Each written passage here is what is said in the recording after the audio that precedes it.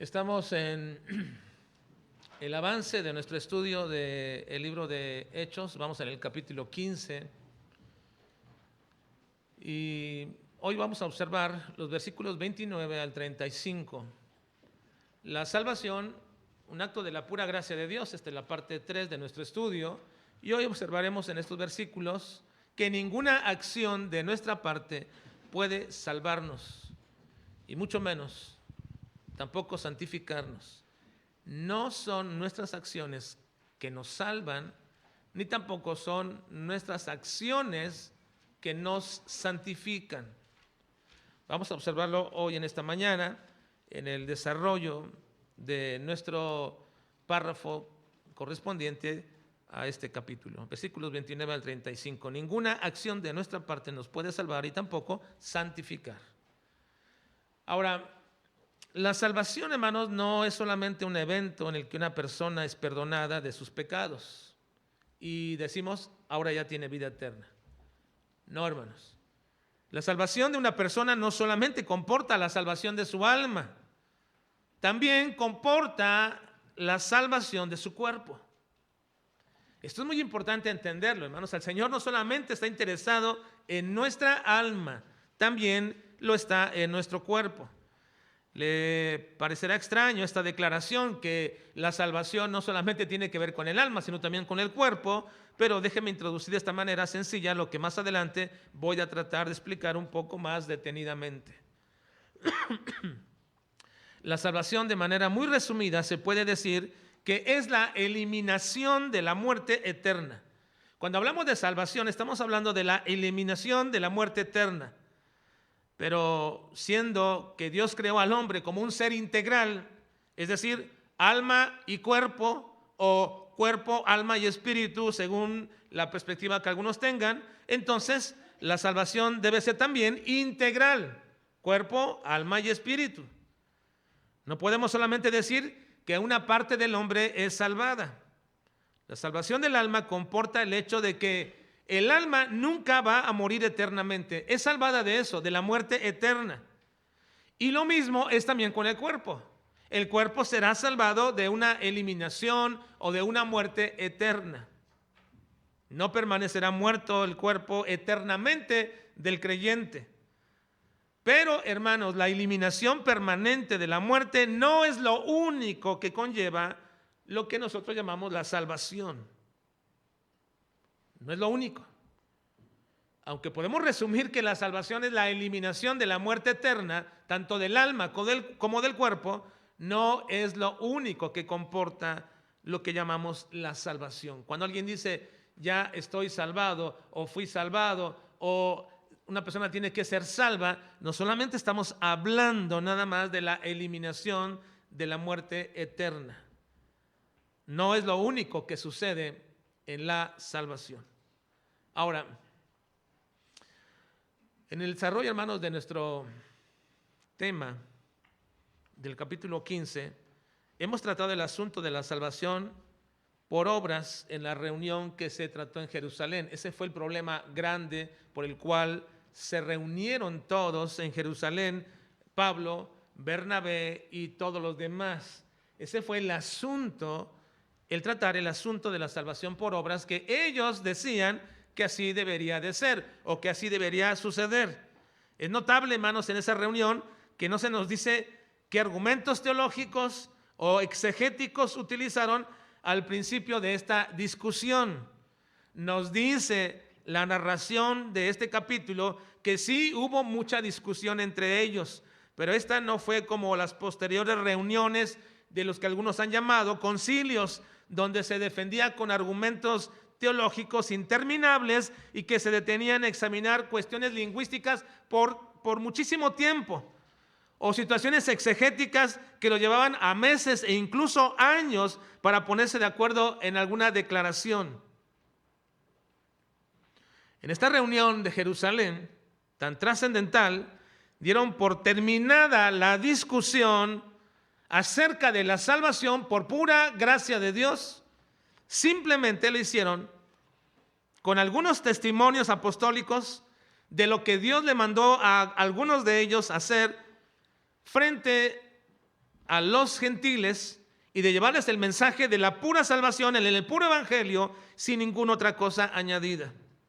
Ahora, esos mensajes y testimonios apostólicos, donde dieron por terminada esta disputa interminable o difícil, fue sellada autoritativamente con la palabra de Dios. La semana pasada vimos el método exegético, hermenéutico que utilizaron los apóstoles en la comparación de la Escritura con la Escritura para establecer que esto es lo que Dios quería.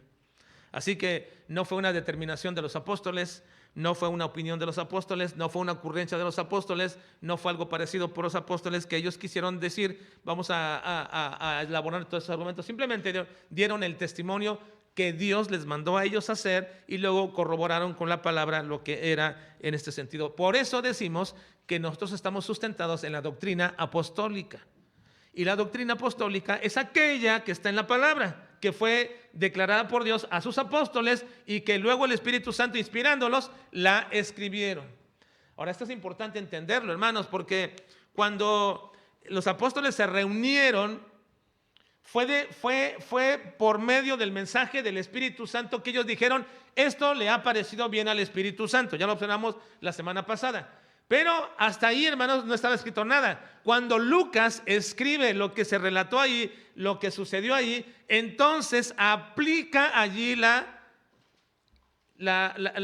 obra del Espíritu Santo, no solamente iluminando, sino trayendo precisamente a estos apóstoles la revelación, a Lucas mismo, la inspiración para que escribiera lo que sucedió en ese momento. Así que cada vez que los hombres decían algo, apóstoles predicaban, eso que predicaban ellos era revelado por el Espíritu Santo, en una influencia del Espíritu Santo.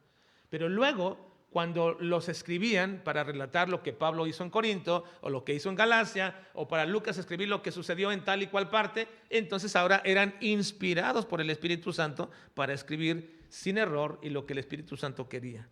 Así que tenemos esta terminación, esta culminación de esa problemática teológica en una dificultad grande para todas las iglesias en su momento. En esta narración se da de manera muy corta la reseña de lo que fue la más grande controversia doctrinal de la iglesia en el primer siglo y quizás de los posteriores siglos. Una de las cosas que nos queda por tratar en el desarrollo de esta reunión, en nuestro entendimiento de lo que pasó en esta reunión y lo que vamos a hacer ahora precisamente es el comunicado o la carta circular que los apóstoles escribieron para todas las iglesias de los gentiles.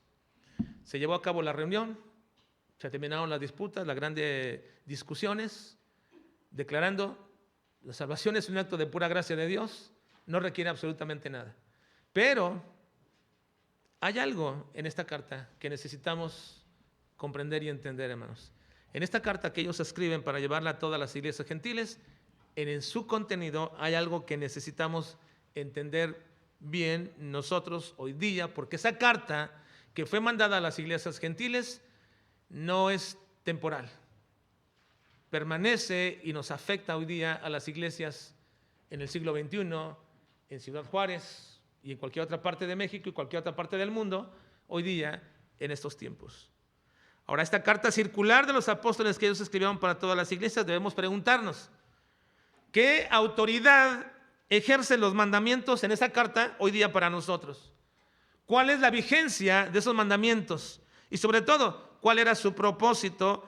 ¿Acaso diríamos nosotros en esa declaración o en esa manifestación de lo que el Espíritu Santo le mandó junto con los apóstoles a las iglesias gentiles, ¿acaso no sería una acción camuflajeada en un intento de ceder un poco ante las presiones de los judaizantes y darles un poco de concesión?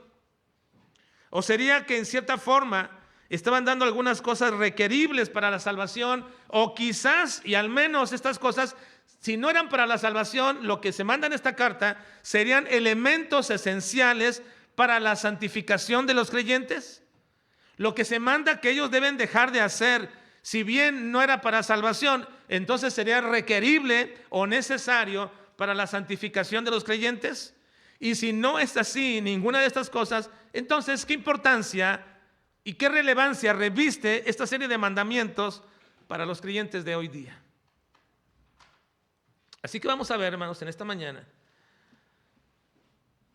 dos aspectos al menos del contenido de esta carta. Y primero quiero que noten el resultado de la carta entre los hermanos de Antioquía. Versículo 31, por favor, hermanos. Estamos en Hechos capítulo 15 y vamos a leer el versículo 31. Si quieren, vamos a poner el versículo 30 para que lo pongamos en el contexto a los hermanos en este punto.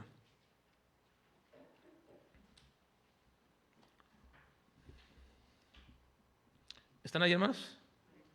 Leamos, dice, así pues,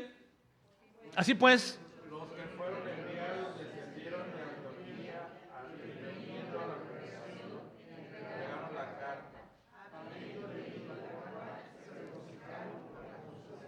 así que determinaron, bueno, se acabó el asunto, vamos a escribir una carta, dijeron todos ellos, vamos a hacerlo esto para que todos sepan que ya esta situación se terminó, y la mandan, y cuando la reciben los hermanos de la iglesia de Antioquía, ¿cuál fue el resultado, hermanos? ¿Cuál fue el resultado de esta carta en los hermanos de la iglesia de Antioquía? Dice, cuando la leyeron, se llenaron de gozo y de consolación. Se regocijaron por la consolación de la carta. Esto indica, hermanos, que el asunto tratado había mantenido a la iglesia en una condición expectante sobre el asunto, pero cuando dice que se regocijaron por la consolación, indica que esa condición expectante era de aflicción y de falta de paz entre toda la iglesia. Esa era la condición. La carta que les llegó les trajo regocijo y consolación, lo cual nos indica que la iglesia estaba en un momento de aflicción y tenían falta de paz. Ahora, qué triste, hermanos, es cuando la iglesia del Señor se siente intranquila, cuando la paz no gobierna a la comunidad santa de Dios. Y hay muchas razones por las que estas condiciones pueden presentarse entre nosotros. Y definitivamente, siempre, casi siempre, la gran mayoría de ellas serán por cuestiones carnales. La intranquilidad y la falta de paz dentro de la iglesia normalmente será siempre por cuestiones carnales. Pablo le dice a los corintios en 1 Corintios 3, 1 al 3, vean por favor, dice, de manera que yo, hermanos, lean por favor, hermanos. No puedo hablaros como espirituales, sino como a carnales, como a niños de Cristo. Os di a beber leche y no vianda, porque ni sois capaces todavía, porque aún sois carnales. Pues habiendo entre vosotros celos, contiendas y disensiones, ¿no sois carnales y andáis como hombres? Así que Pablo indica que la gran mayoría, hermanos, de las disputas, aflicciones y falta de paz, intranquilidad dentro de una iglesia, normalmente suceden por cuestiones de índole carnal. La razón por qué estas cosas roban la paz de la comunidad santa de Dios, que es la iglesia, es porque toda controversia y toda desaveniencia siempre viene de quitar a Cristo de su posición de preeminencia dentro de la iglesia y dentro de la vida de cada creyente. Siempre. Estamos observando con los varones un pequeño estudio acerca del orgullo. Y cómo es que nosotros podemos poner alrededor de nuestro orgullo una fortaleza infranqueable. No nos gusta que nadie nos corrija, no nos gusta que nadie nos diga que estamos mal, no nos gusta nunca humillarnos delante de los demás, no nos gusta nunca pedir una disculpa, no nos gusta reconocer nuestra condición, lo resguardamos el orgullo de manera tal que la misma palabra del Señor dice que todo orgullo es pecaminoso. Y todo orgullo es pecaminoso porque quita a Cristo de la preeminencia en nuestras vidas. Y lo ponemos nosotros. Nos sentimos de pronto humillados nos sentimos sobrepasados, nos sentimos que la gente no nos respeta o que bien no reconoce nuestra condición, y entonces surge nuestro orgullo. La verdad es que todos sin excepción aquí en este día y todos los días de nuestra vida siempre batallaremos con el orgullo, siempre. Pero eso no indica que no podamos cada vez más suprimir y tratar de aplacarlo.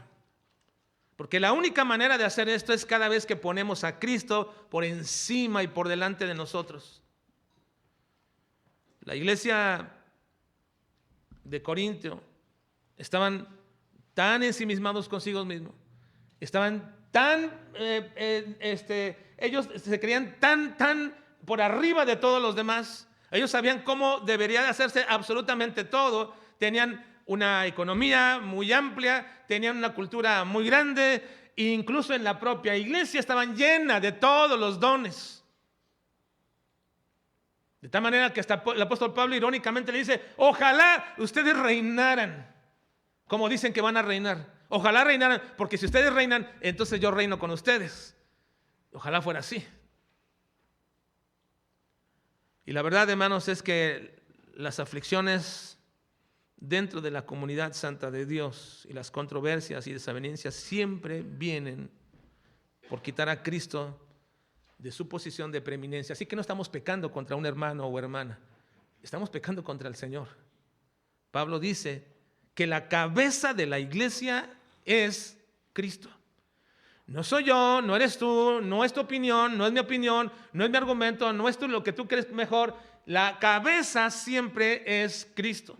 Efesios 1:22 dice: y sometió todas las cosas bajo sus pies y lo dio por cabeza sobre todas las cosas. ¿Sobre todas las cosas a qué? A la iglesia. Sobre todas las cosas, hermanos. Y eso es una totalidad. Cada vez que nosotros quitamos a Cristo de nuestras vidas, como la cabeza, como el que nos dirige, siempre tendremos dificultad y siempre estaremos con problemas, sin problemas con con cuál hermano, con aquello. Siempre tendremos eso. Nunca estaremos de acuerdo con nada. Nunca estamos a favor de todo y siempre estaremos en contra de todo. Siempre, siempre, siempre. Porque quitamos a Cristo de la preeminencia. Ahora, los corintios peleaban entre ellos quién era el mayor líder, y entonces diciendo: bueno, ¿será Pablo? ¿Será Apolo? ¿Quién será todos ellos?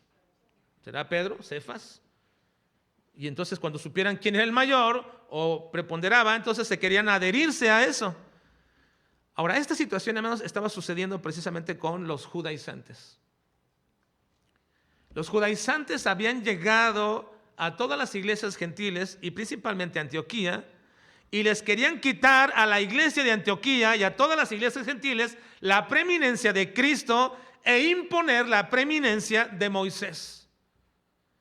Esa era la disputa en realidad, hermanos. Se sentían ofendidos ellos. Nosotros hemos seguido a Moisés y por ello seríamos salvos. ¿Cómo ustedes dicen que solamente en Cristo? No, querían quitar la preeminencia de Cristo de las iglesias e imponer a Moisés. Ahora, no es que no estuvieran bien enseñadas las iglesias por Pablo, Bernabé y por todos los demás apóstoles que iban y predicaban. No es que no fuera eso. Era tal la presión de los judaizantes que ustedes van a recordar que fue la iglesia de Antioquía la que arregló esta cuestión o que dijo: vayan a Jerusalén y arreglen este asunto. Era tal la disputa entre estos judaizantes, entre Pablo y Bernabé, tal la discusión que determinó la iglesia de Antioquía, determinó: vayan a Jerusalén y arreglen este asunto porque nos está intranquilizando y perturbando el alma. Así que estaban expectantes de lo que había sucedido en Jerusalén. Y cuando llegan los hermanos con la carta escrita por los apóstoles y oyeron lo que la carta decía, se regocijaron. Se regocijaron porque las palabras de la carta eran de consolación. Esto nos indica dos cosas de la iglesia de Antioquía, hermanos. Era una iglesia que tenía una preocupación muy alta sobre las cosas espirituales. Y los apóstoles lo sabían. Vean el versículo 24, por favor, hermanos. Ahí. Versículo 24 dice. Lean. por cuanto hemos oído nosotros, a los cuales no dimos orden, os han inquietado con palabras, perturbando vuestras almas, mandando circuncidaros y guardar la ley. Ahora dice, perturbando vuestras almas. Han salido ellos con estas doctrinas, perturbando vuestras almas. Esta iglesia era una iglesia que tenía una preocupación muy alta por las cosas espirituales. Y bien lo sabían los apóstoles, por eso dijeron, sabemos que les han perturbado su alma. Un creyente es perturbado en lo espiritual cuando está ocupado en las cosas espirituales. Cuando los creyentes nos distraemos en las cosas de este mundo, cuando nos afanamos en las cosas de esta vida y cuando nuestra preocupación mayor son por cuestiones materiales, como dice Hebreos 13:9, en ese sentido, cuando estamos metidos en esto dice, no os dejéis llevar de doctrinas diversas y extrañas, porque buena cosa es afirmar el corazón con la gracia, no con viandas que nunca aprovecharon a los que se han ocupado de ellas. Y la palabra vianda ahí no es referente solamente al alimento mismo, sino a todo aquello que es necesario para la vida. Dice, cuando te ocupas de esas cosas, no te aprovechan en absoluto. Esa es tu única preocupación. Esa es tu preocupación mayor, no te aprovechan en absoluto de nada. Así que a la clase de hermanos que su preocupación máxima de esta vida son las cosas de este mundo, las cuestiones materiales y todas estas cosas, definitivamente, hermanos, no les preocupa los asuntos del alma. No hay preocupación por los asuntos del alma. Por ello, no hay ninguna preocupación para ellos si se les predica cualquier cosa. No han sabido distinguir entre una enseñanza espiritual o una enseñanza moral. Si viene desde el púlpito y se abre la Biblia y es el pastor quien lo dice, les da igual. No distinguen entre una enseñanza espiritual y una enseñanza moral. No hay una distinción entre ellos entre una enseñanza doctrinal o una enseñanza pragmática. Confunden los principios espirituales con los principios prácticos para la vida. Y por ello se sienten satisfechos si la predicación continua y sistemáticamente gira alrededor de cómo mejorar tu matrimonio, cómo cumplir tus metas en la vida, con recetas de éxito que van bañadas con algo de la Biblia, y así entonces podemos consumirlas más fácilmente. Pero aquel que atesora la palabra de Dios, aquel que atesora la palabra de Dios como el alimento diario de su vida, cuyo corazón es siempre el deseo de querer conocer más a Dios y cuya preocupación es el recibir ese alimento continuamente, entonces siempre estará preocupado por las cuestiones del alma. Siempre. Y por ello es que será principal motivo en su vida al levantarse, buscar a Dios y buscar lo que Él dice. Y por eso es que siempre en cada decisión pensará qué es lo que Dios me dice en su palabra, no qué es lo que más me conviene. Y por ello es que en cada aflicción buscará el consuelo del Señor y no el de los hombres, porque le preocupan las cuestiones del alma. Así que un corazón siempre deseoso de conocer a Dios siempre estará preocupado y le preocupará no recibir ese alimento sano que le va a confrontar su alma y también que lo confortará. Esos son los asuntos del alma. Y estos antioquienses estaban perturbados en el alma por lo que estaba aconteciendo. Usted diría, pero es una cuestión meramente teológica, doctrinal. No, hermanos, es una cuestión del alma. Y las cuestiones doctrinales y teológicas son cuestiones del alma y nos deben preocupar. Deberían preocuparnos. Y deberíamos estar atentos y deseosos de querer escuchar y discernir lo que se dice. Estaban perturbados ellos. Así que cuando reciben la carta se regocijan por su contenido. Este es el primer aspecto, hermanos, que quería que ustedes vieran. El resultado de haber recibido la carta. Ese resultado de haber recibido la carta les trajo regocijo y consolación. Y así es, hermanos. Cuando tú estás buscando y preocupado por las cuestiones del alma, cuando escuchas la palabra, no que quieres escuchar, sino aquella que te va a confrontar, entonces trae regocijo y consolación a tu alma. Porque precisamente aun cuando te impele a arrepentirte delante de Dios y a reconocer tu pecado, eso traerá tranquilidad a tu alma. Y no aquello que lo cubre de un manto de moralidad y religiosidad, y que nos hace seguir igual exactamente. Ahora quiero que vean, hermanos, el segundo aspecto a tratar de esta mañana, y es el contenido de la carta. ¿Cuál es el contenido de la carta? Ya observamos algo de ello la ocasión pasada, y también esta mañana dice que la palabra que había ahí había de consuelo y les dieron regocijo. También en la carta se habla del reconocimiento de Pablo y de Bernabé como hombres que trabajaban por la causa de Dios. Los apóstoles lo reconocieron delante de todos, diciéndoles: sabemos que estos hombres han expuesto sus vidas por ustedes.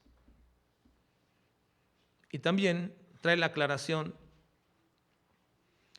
muy importante: nosotros no hemos enviado a ninguna persona para enseñarles esa falsa doctrina de que tienen que circuncidarse. Nada. Pero hay algo en esta carta que nos debe interesar y que trataremos en este momento. Vean los versículos 28 y 29, por favor, hermanos. 28 y 29. Ahí en sus Biblias. ¿Lo tienen? Vamos a leerlo. Dice: y a nosotros no imponeros ninguna carga más que estas cosas necesarias. Ahora bien, noten lo siguiente, hermano. Estas cosas necesarias no son cosas que les pueden gustar, son necesarias. ¿Qué son estas cosas necesarias? Veamos. Dice: que os abstengáis de lo sacrificado a ídolos, de sangre, de ahogado y de fornicación, de las cuales cosas si os guardareis, bien haréis.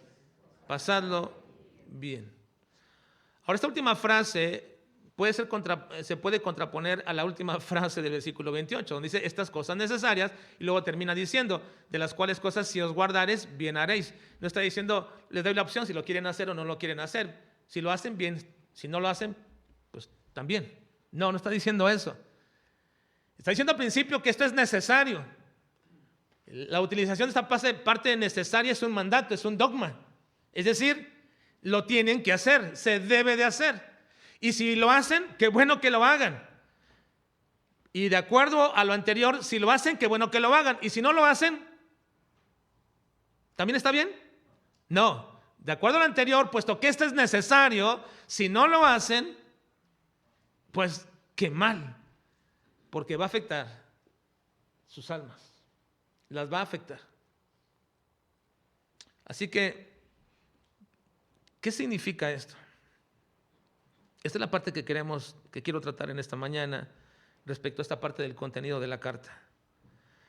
En primer lugar, sabemos que esta declaración, este mandato, que se abstengan de lo sacrificado a ídolos, de sangre, de ahogado y de fornicación, este mandato de estas 4 cosas que se deben de abstener no eran requerimientos para ser salvos. Eso lo sabemos claramente, porque ya habían aclarado esta controversia y habían dejado claro que solamente era la gracia de Dios que puede hacer salvo a un judío con sus rituales y a un gentil sin sus rituales. La condición necesaria era únicamente la gracia de Dios. Vean el versículo 10 y versículo 15, así lo manifiesta. Versículo 10 dice, por favor, hermanos, en esta parte donde llevan al punto de la discusión, dice: ¿por qué tentáis a Dios poniendo sobre la cerviz de los discípulos un yugo que ni nuestros padres ni nosotros hemos podido llevar? Bueno, perdón, es que dice el 15, pon 10, el 11, y de ahí vamos para esta parte. Antes creemos que por la gracia del Señor Jesús seremos salvos de igual Eso quedó concluido. Lo aclaró perfectamente, ¿verdad? Entonces toda la multitud cayó y oyeron a Bernabé y a Pablo que contaban cuán grandes señales y maravillas habían hecho Dios por medio de ellos. Hasta ahí lo dejamos, hasta los gentiles. Pero la aclaración anterior en el versículo 11 es clara sobre el tema. Es clara sobre el tema. Antes creemos, versículo 11 dice, antes creemos que por la gracia del Señor Jesús seremos salvos. De igual modo que ellos. No había controversia más asunto. Así que cuando ellos dicen esta parte, que se abstengan de lo sacrificado a los ídolos, de sangre, de ahogado y de fornicación, sabemos que no se está refiriendo como un requerimiento para la salvación, porque había quedado plenamente establecido que la salvación era un acto de solamente la gracia de Dios, que puede salvar a un judío con sus rituales o sin sus rituales, y a un gentil incluyendo los rituales o no teniéndolos, porque el punto importante es que era la gracia de Dios la que era la condición necesaria para ser salvos. Ahora, eso lo sabemos claramente. También sabemos que estos requisitos tampoco eran requisitos para hacerse judíos cristianos. Estos no eran requisitos para los gentiles para que se hicieran judíos cristianos, porque esta abstención de cosas no eran requeridas para hacerse un judío prosélito. Recuérdense cuál era la mayor y más importante acción que requería un gentil para hacerse un judío. ¿Cuál era? Circuncidarse. Y no está incluida aquí. Así que entonces sabemos que estos requisitos mandados por los apóstoles a las iglesias gentiles no era para que los gentiles se hicieran judíos cristianos. No, tampoco. Bueno, entonces, si no eran para ser salvos y no eran para hacerse judío o judío cristiano, entonces, ¿para qué fueron dados estos requisitos? ¿Para qué le fueron dadas a la iglesia de Antioquía y a todos los gentiles estos requisitos? Bueno, algunos pensarán que estos requisitos fueron dados para santificación de los creyentes. Y quizás es la más común percepción de muchos, que estos requisitos eran o fueron dados para la santificación de los creyentes, pero Pablo dice que la ley nunca nos fue dada para santificar. La ley nunca fue dada para santificar, sino para mostrar el pecado. Y de hecho, la ley es un instrumento que por nuestra incapacidad de poderla cumplir, nos hace más pecadores. La ley nos hace más pecadores, no nos hace santos. La ley nos hace más pecadores. Es decir, que cada vez que quebrantamos la ley, más nos hace ver que somos pecadores. Dice Romanos 7:7 en ese sentido. La ley es santa. La ley no es pecadora, la ley es santa, pero la ley no me hace más santo, me hace más pecador, porque dice, ¿qué diremos pues? ¿La ley es pecado? En ninguna manera. Pero yo no conocí el pecado sino por la ley, porque tampoco conociera la codicia si la ley no dijera, no codiciarás. Entonces, ¿qué hace la ley a un hombre? ¿Lo hace más santo? No, lo hace más pecador, porque le muestra su pecado. Le muestra su pecado. Así que entonces, sabemos, hermanos, que estos mandamientos dados para observarse por la iglesia, de abstenerse de lo sacrificado a los ídolos, de sangre, de ahogado y de fornicación, no son ni para salvación, no son ni para hacerse judío, ni judío cristiano, ni tampoco son para santificarnos, porque el cumplimiento de la ley no me hace más santo. Entonces, estos mandamientos dados en la carta a todas las iglesias gentiles, si no son para ninguna de estas cosas, entonces ¿para qué fueron dados? ¿Para qué escribieron una carta diciendo, el Espíritu Santo le ha parecido bien esto y también nosotros? Y por eso lo escribimos. ¿Para qué fueron dados estos mandamientos? Bueno, hay varias posturas al respecto, hermanos. Algunos dicen que estos mandamientos fueron dados para los judíos que se habían convertido al cristianismo en todo el imperio. Es decir, dicen que esta carta fue mandada a las iglesias gentiles porque en las iglesias gentiles había judíos que se habían convertido. Y por haberse convertido y convivir con gentiles, iban de alguna manera a olvidarse de su compromiso con el pueblo judío.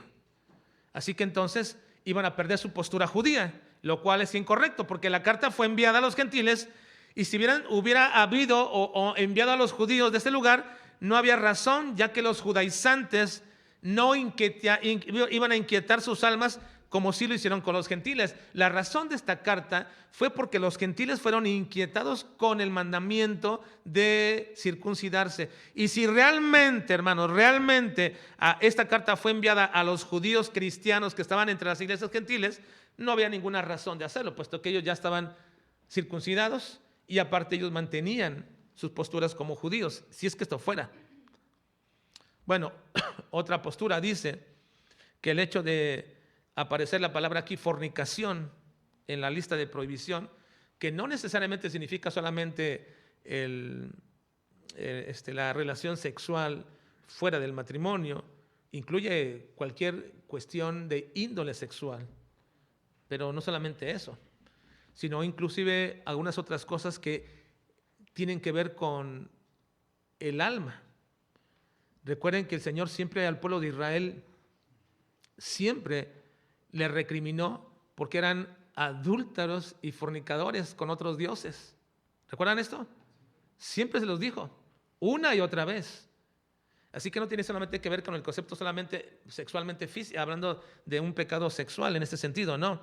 Pero algunos dicen que al aparecer la palabra fornicación en la lista de prohibición, no significa necesariamente que las otras tres cosas estén prohibidas terminantemente a todo cristiano en todo tiempo y lugar. Y por supuesto que también esta posición es incorrecta, porque algunos dicen, bueno, mira, aquí aparece fornicación y cosas como estas, y sacrificado a los ídolos, cosas que ya no hacemos ahora nosotros, algunos dirán, o comer de ahogado y de sangre, cosas que no hacemos. Por lo tanto, no están vigentes, solamente fueron dados para las primeras personas en aquel siglo y vigentes para un tiempo y un lugar que en el momento se requería. Y por supuesto que esto no es, dicen ellos, permanente.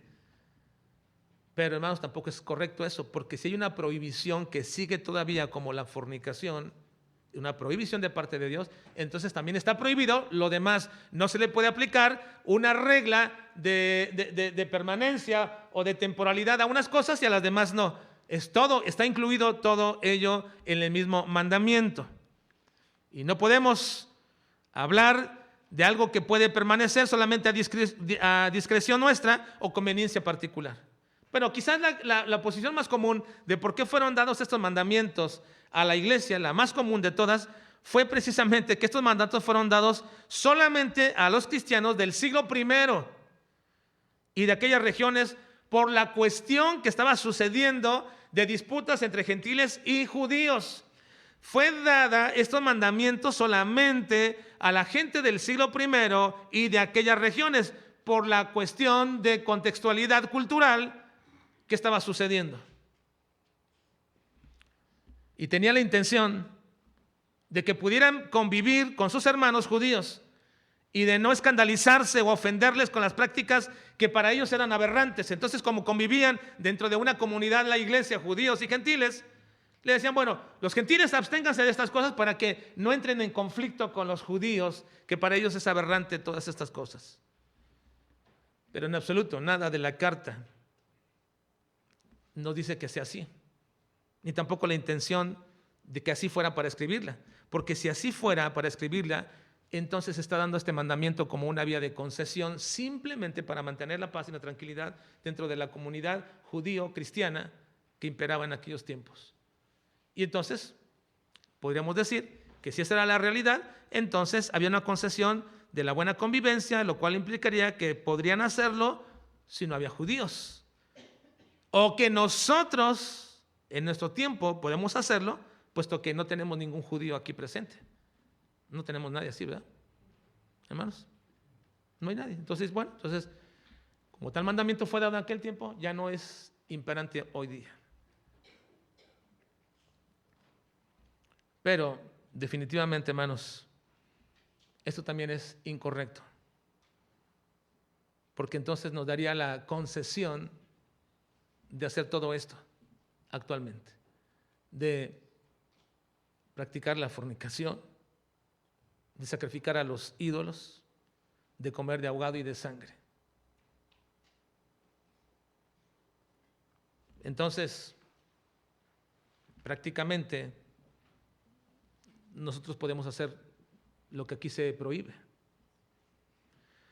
Pero todas esas cuestiones, hermanos, son equivocadas. ¿Cuál era la intención entonces realmente de esos mandamientos? ¿Cuál era la intención real de estos dos mandamientos? No es para salvar, no es para santificar, no es para hacerse judío cristiano, no es para guardar la paz entre la comunidad judía y cristiana, no fue únicamente para el primer siglo, no fue únicamente para aquellas regiones. Entonces, ¿cuál es la intención de estos mandatos dados a la iglesia por medio de esta carta? Para mí, hermanos, es simplemente claro en dos aspectos. Primero, dejar claro que la ley de Moisés no solamente contenía mandatos exclusivos para los judíos, sino que también contiene mandatos de orden universal para hoy día. La ley dada a Moisés no era exclusiva únicamente para los judíos, sino que también fue confeccionada para que el pueblo de Dios de hoy día también cumpliera dicha ley. Esto nos lleva a entender algunas cosas. La ley de Moisés tiene tres aspectos. En ella contiene los mandamientos de orden ceremonial, lo cual nos dice el libro de Hebreos que ya quedaron obsoletos. La ley en ese sentido ya quedó obsoleta. ¿Por qué quedó obsoleta? Bueno, porque todas las ceremonias y los sacrificios apuntaban a Cristo. Siempre llevaban a Cristo. Y cuando Cristo vino y Él fue el sacrificio perfecto, entonces todos aquellos mandamientos de orden ceremonial y de sacrificios quedan nulificados, porque el mandamiento o el cumplimiento de esos mandamientos se llevó a cabo en Cristo. En primer lugar. En segundo lugar, la ley de Moisés también, en sus 613 mandamientos, no solamente hablaba de leyes ceremoniales y sacrificios, también hablaba de cuestiones muy particulares respecto a los judíos como pueblo. En ello había mandamientos muy específicos que como pueblo ellos deberían de llevar a cabo. Así que en esos mandamientos exclusivos para el pueblo de Israel, siguen todavía ellos llevándolo a cabo y practicándolo, que los hacía ser parte del pacto de Dios con su pueblo. Entonces, muchos de ellos, como por ejemplo la circuncisión y otros mandatos, eran exclusivos para el pueblo de Israel. Ellos eran la parte del pueblo. Solamente esa era la parte del pacto, era parte del pueblo de Dios, del pueblo judío, si te circuncidabas y seguías esos mandatos. Así que la ley de Moisés incluía mandamientos de orden ceremonial y sacrificios, están obsoletos. Mandamientos exclusivos en cuanto a costumbres y de índole para el pueblo étnico de Dios, y que aún ellos lo siguen obedeciendo. Pero, en tercer lugar, la ley de Moisés también contenía lo que se llama la ley moral de Dios.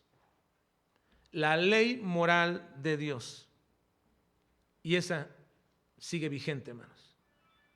Cuando dice no matarás, está vigente todavía. Cuando dice no hurtarás, está vigente todavía.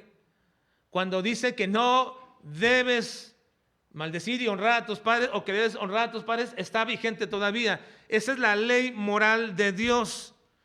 Y esta ley moral de Dios serviría para marcar una diferencia entre el pueblo de Dios en su momento, el pueblo judío, y los demás pueblos. Y en este sentido también esas leyes siguen vigentes para la iglesia hoy día, para marcar nuestra diferencia con la gente de este mundo. Es claro, hermanos, que los mandatos dados aquí de abstenernos de fornicación, de lo sacrificado a los ídolos, de ahogado y de sangre, son mandamientos que aún debemos de cumplir como iglesia de Dios para marcar una diferencia con la gente de este mundo, una comunidad completamente diferente, una comunidad que el Señor ha comprado con su sangre para marcar la diferencia con la gente de este mundo. Esta diferencia es tan palpable y es enseñada en toda la Escritura, de tal manera que todos los apóstoles nos instan a mantenernos como comunidad diferentes a los demás. Dice 1 de Pedro 2:9 en este sentido. Dice, mas vosotros, leen conmigo por favor, dice. Mas vosotros sois linaje escogido, real sacerdocio, nación santa, pueblo adquirido por Dios, para que anunciéis las virtudes de aquel que os llamó a su luz admirable. Para que anunciéis, para que ustedes sean una luz, un luminar, para que anuncien las virtudes de aquel que los llamó de las tinieblas a la luz admirable. La gente tiene que observar que esta iglesia, la gente de esta iglesia donde se disemina toda la semana, es y da manifestaciones de no estar en tinieblas, sino ahora en luz. ¿Y cómo lo hace? No participando de las cosas que este mundo hace de manera tan común. Este mandamiento continúa para la iglesia de hoy día. Dice en Filipenses capítulo 2, versículo 15. Leamos. Para que seáis irreprensibles y sencillos, hijos de Dios, sin mancha, en medio de una generación maligna y perversa, en medio de la cual resplandecéis como luminares en el mundo. ¿Para qué fueron dados estos mandatos a la iglesia gentil del primer siglo en aquellos lugares? Para mantener una diferencia entre ellos y la gente del mundo. ¿Para qué son esos mandatos hoy día vigentes para nosotros? Para seguir manteniendo la misma diferencia entre la gente de este mundo y nosotros. Y esta es quizás, hermanos, nuestra más grande lucha. Vivir en este mundo, pero no vivir como la gente de este mundo. ¿Podemos convivir con ellos? Sí, pero no vivir como ellos. Esa es una lucha continua y constante que todo creyente puede y debe tener siempre. Pero también nuestra iglesia, hermanos. La iglesia en conjunto. Pablo, cuando reprende a la iglesia de Corinto por las disputas y las disensiones que tienen, termina diciendo, está bien si finalmente os coméis y mordéis, hablando de manera muy irónica, miren que no se consuman. No le den el golpe certero a un hombre, a una mujer con la cual no están de acuerdo. No los avasallen y los tengan completamente como incrédulos. Tengan cuidado y tengamos cuidado en los juicios que hacemos. Las desavenencias en una iglesia normalmente son por cuestiones carnales y aún dentro de la iglesia debemos manifestar que somos parte de un cuerpo santo de Dios que hace la diferencia. Pablo le dice a la iglesia de Corinto que por sus actitudes no son diferentes a la gente del mundo. Si entra un incrédulo en vuestras iglesias, incluso dirán que están locos. En lugar de decir, esos son santos, son hombres diferentes. Hermanos, estos mandamientos fueron dados en su momento y también hoy día vigentes para que mantengamos nuestra diferencia con la gente de este mundo. Fuimos comprados con sangre y no con cualquier sangre, con la sangre de Jesucristo. Y fuimos rociados con esa sangre para ser santificados y para tener una vida diferente. Tenemos que dejar nuestros pensamientos, nuestras ideas, que cada vez más nos asemejan a la gente de este mundo y comenzar a manifestar que somos hijos de luz. Así que, hermanos, ¿estos mandamientos tienen vigencia hoy día? Hermanos, ¿estos mandamientos tienen vigencia hoy día? Sí. Claro que sí. Por supuesto que tienen vigencia hoy día. Porque el propósito es hacer una diferencia de la iglesia con la gente del mundo.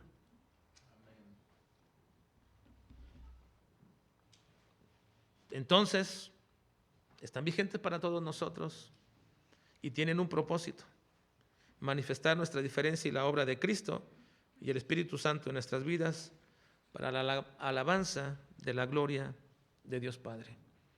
Que el Señor nos permita vivir como una comunidad santa, hermanos. Siempre, no en el conjunto, sino cada uno de nuestras relaciones cercanas. De tal manera que si aquí podemos vivir, que no es fácil. He escuchado muchas veces decir, bueno, es fácil vivir dentro de la iglesia. No, hermanos, no es fácil vivir dentro de la iglesia. La verdad que no es fácil. Tenemos tantas interacciones y desarrollos, tantas cosas que nos suceden de pronto en nuestra interacción que no es fácil. Pero hermanos, si no es fácil vivir aquí como una comunidad santa, ¿cómo lo será afuera con la gente del mundo? Entonces necesitamos mantener el principio de separación, que estos mandamientos vigentes hoy día fueron dados con este propósito. Vamos a orar, por favor.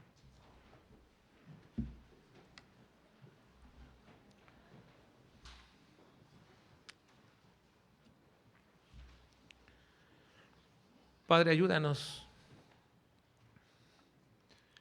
a comprender, Señor, que tú nos has comprado con sangre y que fue la pura gracia de nuestro Señor Jesucristo que nos hizo aceptos delante de ti.